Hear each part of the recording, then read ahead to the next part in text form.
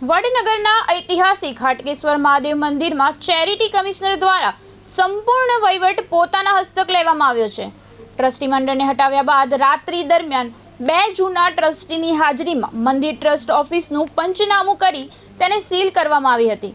અગાઉ પૂજારીને પણ ફરજમાંથી દૂર કરવામાં આવ્યા હતા। હવે પાલનપુર ચેરિટીના કમિશનર પી.કે. રાવલને મંદિરના વહીવટનો ચાર્જ સોંપવામાં આવ્યો છે।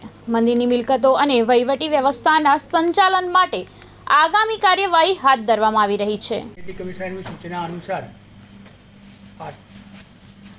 હાટકેશ્વર મહાદેવ દાદાનો જે વહીવટ સોંપેલો હતો ચેરિટી કમિશનર તરીકે, નાયબ ચેરિટી કમિશનર તરીકે એમને એ વહીવટ આજે હાજર 2 ટ્રસ્ટીઓની સહીઓ તેમજ પંચોની હાજરીમાં સંભાળેલો છે। એની બીજી બધી વિશેષ પ્રક્રિયા આવતીકાલે કરવાની છે।